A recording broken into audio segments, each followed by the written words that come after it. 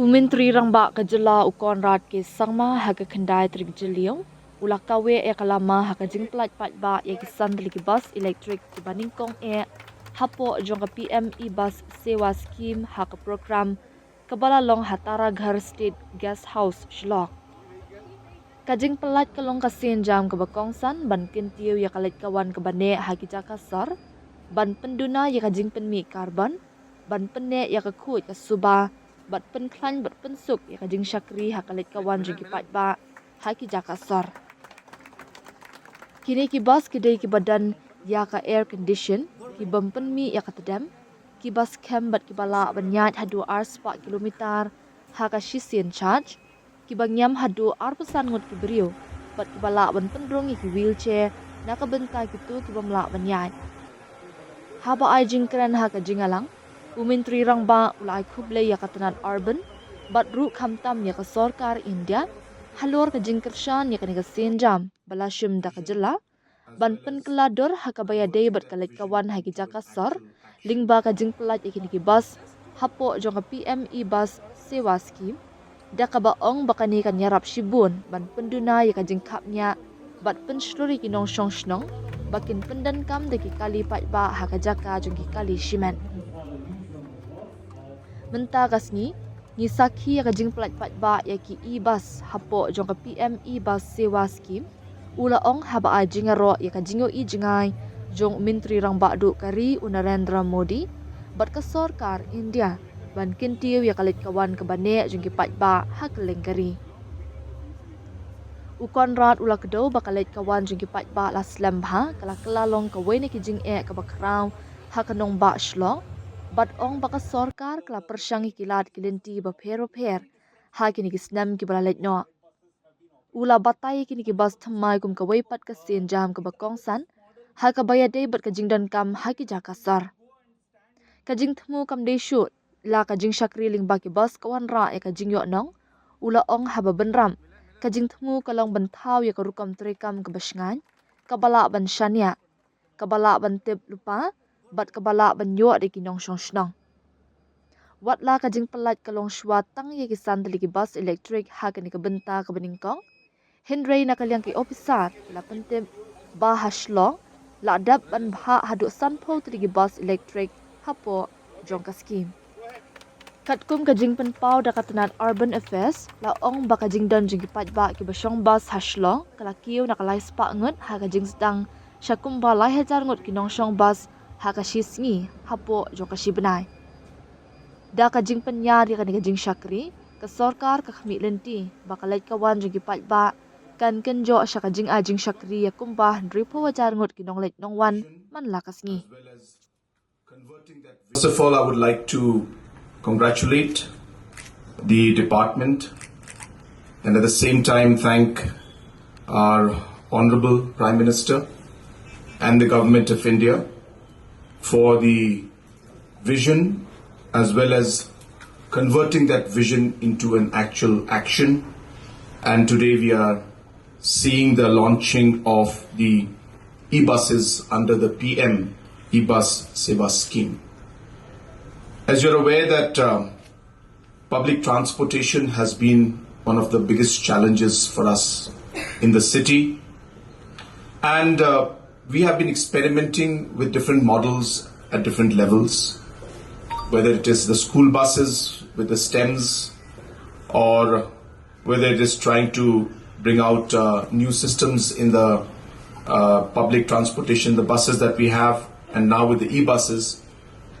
Different mechanisms are being piloted and experimented, and slowly and steadily we are seeing that we are coming out with a model that is more adaptable and tailor-made for the needs of our city.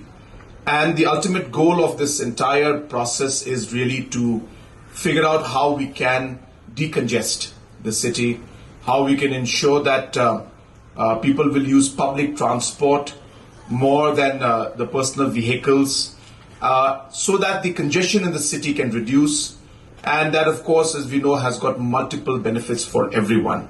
So I'm very happy today that the e-buses are being launched, and of course we will see more of these buses coming up. And I'm sure that slowly and steadily we will see the impact of this kind of a system coming into place, which will lead to ultimately the desired decongestion and reducing the traffic issues that we have in the city in the days to come. Apart from all of this, you're aware that the different parking lots are coming up in different areas, and very soon we'll be inaugurating many more of the parking lots, especially the one that you've seen next to the additional Secretariat building. That, as you can see, that in the beginning there were not many vehicles, but today it's almost about 70%, 80% full. So it's really showing that transition and the change that we wanted to see to ensure that, as I said, with a larger goal of decongesting the city. So we are actually seeing the impact now, and I hope that the efforts will continue and we will be able to really see that change that we would like to see in the long run. As you are all aware, that our administrative city also, in terms of our secretariat for the time being, is coming up in the Mount Yangdyang area, and we are working towards creating multiple routes to connect to the new secretariat city. And that also, as I said, will lead to a huge decongestion, because we expect that large number of vehicles as well as overall administrative work to a large extent will shift there, which will decongest Shillong city. We are working, as I said, towards creating a 4-lane that will connect straight from the existing city into the new administrative city, and also other routes are being worked out and some routes already are in place. So all this complex network is being done with the aim to ensure that we can actually implement and have smooth traffic transition in the future when it comes to the new Shillong city area. It means the new administrative city. So therefore, once that happens, we do expect that the existing place where we are, that we'll be able to use some of the space there to again expand the roads, create more walking space, and of course minimize any kind of dismantling of buildings, but try to create more green space, more open space, and more walking space within the city once we're able to shift slowly and steadily the different offices to the new secretariat. So that's the kind of a roadmap we have. And of course, it's not possible for me to share all of it, but it's just to give an idea of the fact that we have a plan and then we are working towards it. Of course, the plan can never be perfect. We'll adapt as we move along. But the vision that we have set, the thought process that is there, what we're doing today is part and parcel of that particular plan. To conclude, the whole process of bringing in e-vehicles is also something that we have been working on. As you're aware, we had a policy where we had ensured that there is no registration and zero tax when it comes to electric vehicles. Last 3 years it has been there, but the response was very, very less, and we did not get much of response from the people. But of course, there was a time frame for that policy, so we are working on renewing that policy in the sense that the same policy will be extended. So I just wanted to share with the public. Some people were complaining that now registration fees is being charged for e-vehicles. That's because the duration of the decision we took automatically expired after 3 years unless it was renewed. So that renewal will just require one cabinet meeting to be held, and we will renew that. So I do hope that more and more citizens start using e-vehicles, because it is the right direction to move. And as you can see, I also use an electric vehicle. And simple questions people ask me, but where's the charging station? And you'll be surprised to know that's the first question people ask, that, but where do we charge? And a lot of people don't know, actually you charge at home, because it's a simple system. It's like charging your mobile. So it's not that you need a charging station to charge your vehicle. You just put in a small machine. It's really small, and wherever you park your vehicle or keep it, it just fits there, and it's a very simple system. So a lot of people don't realize that you don't need to go to a charging station to charge your vehicle. You charge it at home. That's what we do. And you'll be surprised to know that last time I drove from here to Cherrapunji, to Sora, and going to Sora and coming back, it showed that I had covered about 70 kilometers I had used. And you'll be surprised again to know, because a lot of people say, well, it's more than that, because you end up, the distance is much more than that, going and coming. And I was telling people that if you drive it yourself, because I drove myself, is that the electric vehicles, it's quite amazing, because when you're going downhill, it actually recharges. So if you actually leave the accelerator and don't press the brake and allow the friction to slow down the vehicle, that friction is actually recharging your vehicle. So if you actually are able to control the way you drive your vehicle, the utility of the battery and the way you are, you actually recharge. So my point being, if you're going from here to Guwahati, you will show utility if you can do it well, that is, manage it well. You will show only about 30-40 kilometers of utility. But while coming up, yes, you will consume much more. So on an average, really electric vehicle also requires a bit of training for the drivers to drive. Why I'm sharing this with you is that a lot of misconception is there among people. First, where do we charge? So you charge at home. Second, is it possible in hill area? Because it's up and down, is it very much it is possible. Because you recharge, because of the friction, your battery recharges. And therefore that's the upside of having an electric vehicle in a hill area. Old red buses which have served Shillong well. I mean, to be honest, all of us, many of you might have used it. So these red buses, but now have reached, we know for a very long time now, I think many of the buses have reached their end of utility cycle. So the time has certainly come to replace the old JNNU RM buses. These buses, the red buses, have also been procured from a previous Government of India scheme. So these JNNU RM buses, the time has come to phase out these buses and to introduce a new fleet of buses. So we started this with Shillong got selected among many cities for the PM e-bus Seva round 3. So we got a sanction for 50 buses in total. So 50 is the total number of buses. And these buses will be, the way in which these buses will operate is very different from the way in which the previous red buses have been operated. I think that is the most important. One is, of course, the buses are electric, the buses are green, the buses are more efficient, all that is known. But what is, I think, not known is the way in which the buses will operate. Previously, the buses were operating on a model of collecting revenue from the bus operators. So whoever is operating the buses has to pay Muda a certain amount of money. So which means the bus operator will go and stand in places only where there is business. Because they will all go to Police Bazaar, they will all go to Kindailat, but they will never go to the underserved areas. Because obviously there are not that many passengers there. And secondly, the problem with the previous model is that the buses don't run on a schedule. Because the bus waits till all the passengers are full, because they have to get the money through the fare. But in this model, which is called the GCC model, under this model, the model is that the bus is the buses or the operator is paid based on their fulfillment of certain criteria of operation. What are the criteria? The criteria is you should run the bus. The bus should be at the bus stop every 15 minutes. Whether there are people, whether there are no people, the buses are GPS operated. The bus has to be there at the stop every 15 minutes. If the bus is not reaching there at the stop, the money will be deducted from their payment.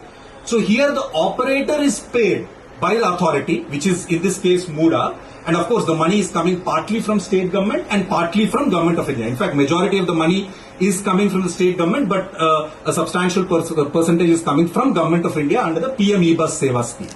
So therefore there is an incentive for the operator to run the buses more as a public service than as a way to make money. So this is the big change, and of course this change has been brought in by Government of India.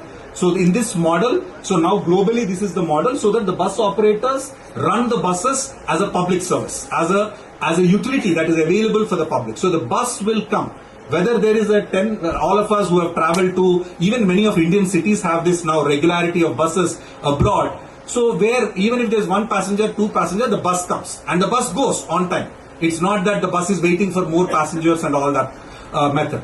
So that is the big transition that this system is going to have. And again, we have already piloted this system through the new diesel buses which we launched. We got a fleet of 30 diesel buses also.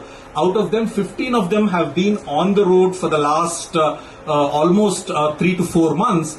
And I'm very happy to report, sir, because all these buses, the diesel buses also are on they're all GPS tagged and all the tickets are given online. We have created employment with just 15 buses, we have created employment of close to 50 people.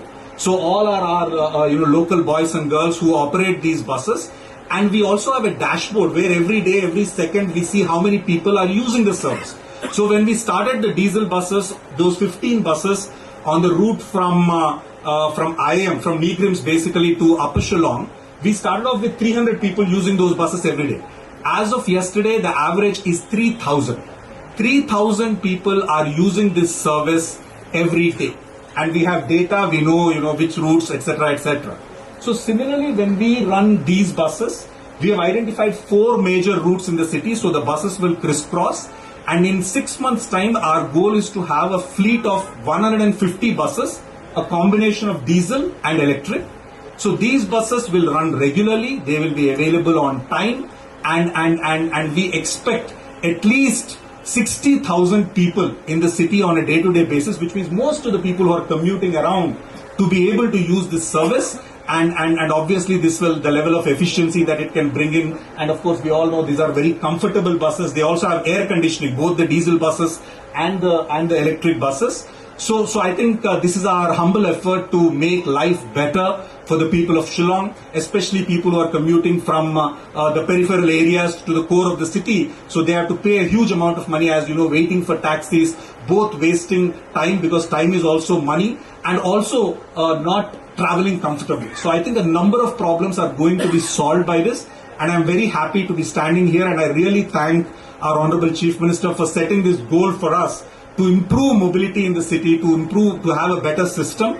So I think that system we have already started, and now the launch of the buses today, electric buses today, marks a very, very important milestone in this journey. I thank everyone, and I encourage all of you to share these stories with the public, and especially all our Rangbashnongs to share the stories to increase the ridership. And of course, if there are any complaints, the CM Connect helpline is there. You can always reach out, and those problems will be resolved. So with these few words, I'd like to thank everyone. I'd like to welcome everyone and congratulate the team.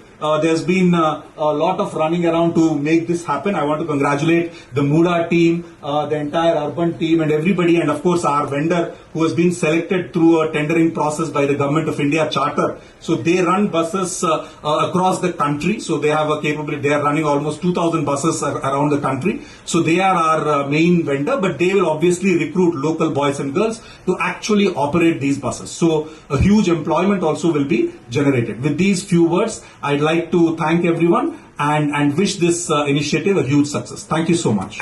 Yeah, so basically what it is that these are of course owned by the government because it's Government of India that's given. Then we have got a person who's going to run these buses and a vendor who's going to run it. And this obviously is done by a transparent mechanism. And once the vendor is there to run the services, then accordingly a price will be put in. But as I said, the profitability for the vendors will not come from the ticket selling, but there will be a guaranteed amount that the government will give. And to ensure, as I said, that it is not about waiting for customers and waiting for the bus to be full, but more importantly ensuring that the buses leave on time and that reliability is there for the customers and passengers so that it can become a proper public service and transportation system in the future.